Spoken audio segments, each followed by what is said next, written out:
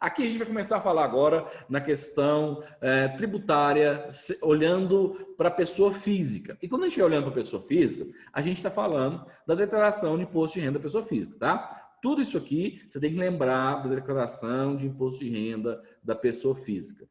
Lembrando nessas situações onde são, por que são. E a gente pode até abrir, depois vou até abrir a declaração de imposto de renda da pessoa física para a gente mostrar os campo a campo, tá? Vamos lá.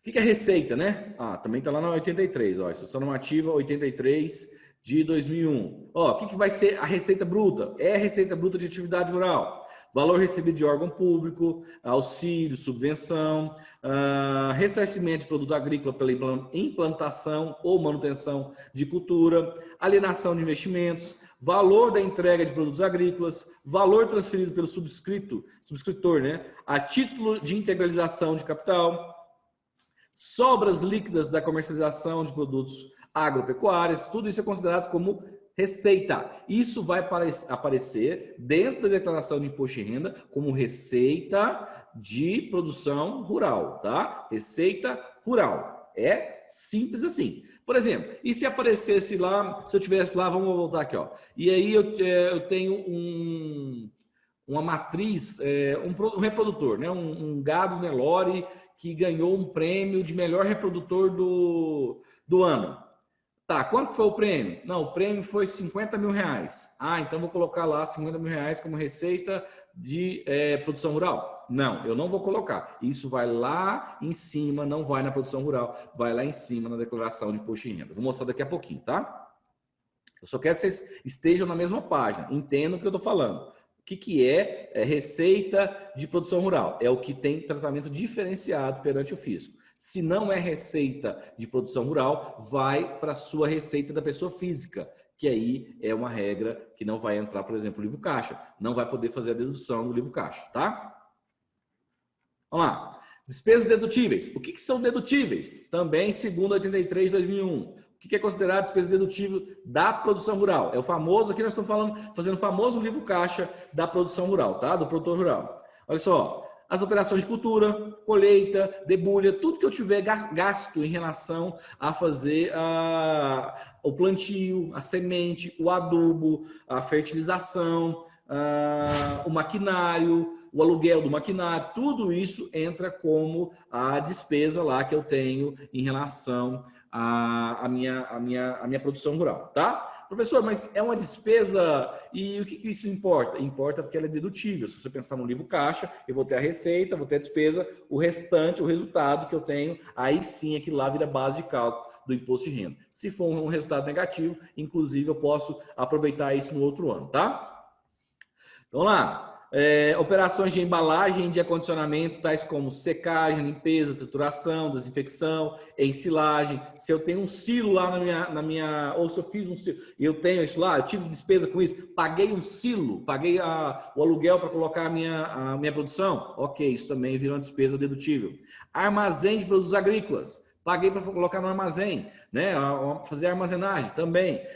Guarda, criação ou engorda de animais. Por exemplo, vamos lá, o boitel. O boitel seria dedutível lá do imposto de renda também, tá? Locação para fins rurais dos meios normalmente utilizados na exploração agrícola, pecuária, civícola ou de pesca, também é dedutível. Assistência técnica. Contratei lá um zootecnista, também vai entrar como dedutível. Tenho que ter comprovação, tá? Eu tenho que ter recibo de tudo. Tem que ter nota fiscal de tudo. Não adianta falar, eu chamei aqui o Tião e o Tião vai fazer tal coisa. Não, não é assim não. Tem que ter comprovação de tudo. Beleza. Destruição de plantas e animais nocivos. O tratamento de plantas e de terreno por pulverização. Também. Exploração de instalações de irrigação e de drenagem. Também. Poda de árvores, corte de madeira e outros serviços civícolas. Também. Características para a dedutibilidade da despesa é ser necessária a percepção da receita e a manutenção da fonte produtora dos rendimentos. Não cumprindo esse requisito, a despesa será considerada indedutível. E aí, nós temos o seguinte. O conserto da caminhonete do dono da fazenda é dedutível? Não. Professor, e a Muita gente pergunta isso. E o diesel e a gasolina da caminhonete é dedutível? Aí, na verdade, o da caminhonete não é, mas ele vai colocar a gasolina e isso entra como se fosse do quê? Do maquinário, tá? É por isso que muita gente coloca o combustível lá, tá bom? Antes que vocês me perguntem, que eu sei que vocês vão perguntar. Vamos lá. O que são investimentos? Aí também é a mesma questão dos investimentos. E aqui nós temos um detalhe grave. Por exemplo, quando eu coloco saber o que é investimento é fundamental. Quando eu faço, por exemplo, vamos lá, eu faço um silo na minha. Eu não vou mais pagar aluguel do silo para aquela empresa lá ou para o meu vizinho. Eu não quero pagar aluguel mais. Eu vou fazer o meu próprio silo. Isso é uma despesa ou isso é um investimento? Isso é investimento. Claramente um investimento. Tá bom. E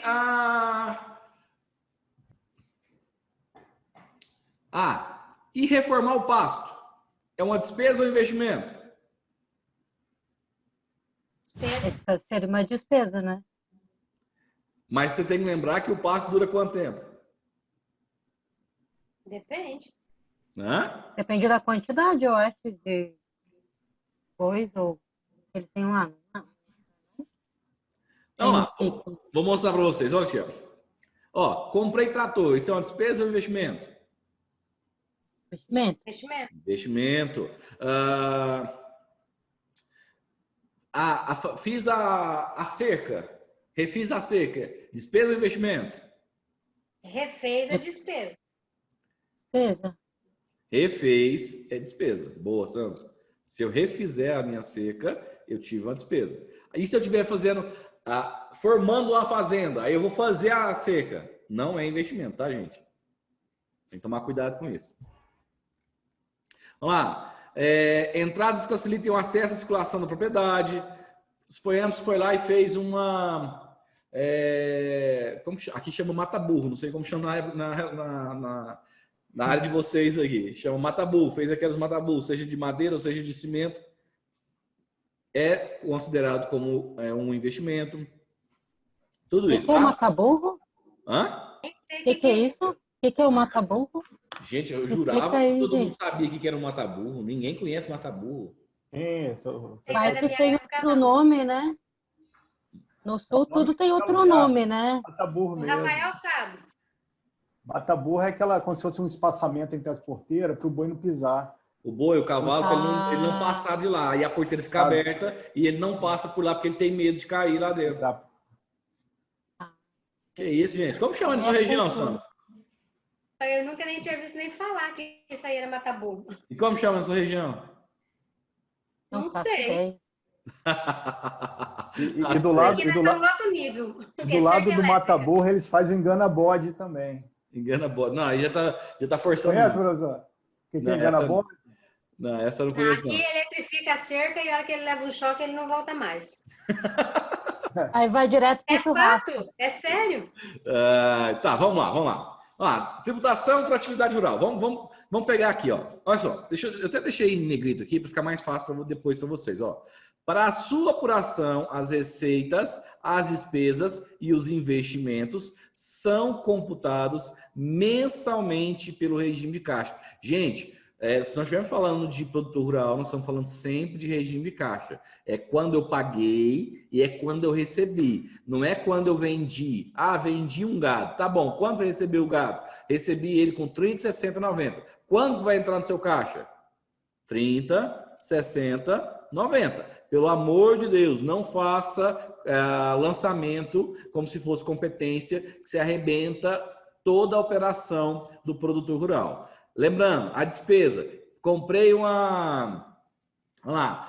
as toras para refazer uma cerca. Comprei as toras para refazer uma cerca. Ao comprar as toras para refazer uma cerca, ficou lá R$20 mil. Beleza. Aí ele me deixou pagar na época fiz em fevereiro isso, mas me deixou pagar na época da novembro, agora. Quando eu vou fazer o lançamento? Vou fazer em novembro. Tá? Não vou fazer em fevereiro. Professor, mas a nota fiscal é de quando? A nota fiscal é de fevereiro. E o pagamento? Novembro. Professor, não faz sentido. Faz. Esquece agora a lógica do caixa, da competência e lembra da lógica do caixa. Caixa é financeiro. Entrou dinheiro, lança. Saiu dinheiro, lança. Não entrou, só tem nota, não lança. Essa é a lógica. Ok? Todo mundo tranquilo aí? Beleza. Ou seja, não há que se falar em obrigatoriedade de recolhimento mensal devido ao produtor rural, pessoa física, instituição normativa 1500/2014. Então, aqui nós temos aquela primeira situação. Lembra que a gente falou lá no segmento de clínicas médicas que o médico ele tem que fazer o livro caixa mensal e pagar o imposto mensal? Lembra disso? Quem lembra aí como chama o tributo que eu pago mensal lá do Carnê-leão médico? Carnê-leão. Aí eu faço carnê-leão do produtor rural? Não, somente lá no ajuste, lá no final do ano, quando eu estiver entregando a declaração de imposto de renda, tá? Tranquilo até aí? Beleza. Ó, em regra dos rendimentos da tributação rural, é pelo confronto das receitas brutas, com despesa incorrida no curso do ano calendário. Pode o contribuinte optar pela tributação de 20% da receita bruta do ano calendário. O que é isso? É o seguinte, o produtor rural tem duas formas de fazer. Gente, é basicamente a declaração de imposto de renda da pessoa física. Basicamente. Tem despesa? Tem despesa, livro caixa. Não tem despesa? Você opta pela tributação de 20%, esquece a despesa do livro caixa e vai tributar lá só 20%. Essa é a lógica na hora de tributar a um produtor rural, certo? Isso está dentro lá da declaração de imposto de renda. Vou até abrir a declaração de imposto de renda enquanto a gente fala aqui. Deixa eu pegar aqui, declaração IRPF 2020. IRPF 2020. A gente vai falando aqui. Vamos lá. A opção exercida quando a entrega da declaração, a gente já falou aqui, está aqui também. Se o resultado da atividade rural for negativo, tá. Vamos pensar assim, ó, agora esquece os 20%. Eu tenho lá as minhas receitas, todas aquelas receitas. Vendi gado, vendi a soja, vendi o milho, tudo isso. Vendi. Mas eu tive que comprar a semente, o adubo, tive que comprar, contratar o agrônomo, tive que fazer um monte de situação, o zootecnista, o veterinário e tal. Então, bem, eu tenho receita e tenho despesa. Se a minha despesa dedutível, lembra disso, despesa dedutível, for maior do que a minha receita, quanto que eu vou pagar de imposto de renda? Absolutamente nada. Professor, e aquele prejuízo? O que eu faço com ele? Eu posso utilizar ele no próximo ano. Ele é totalmente deduzível. Professor, posso? Pode. Você vai poder utilizar ele também no próximo ano, tá?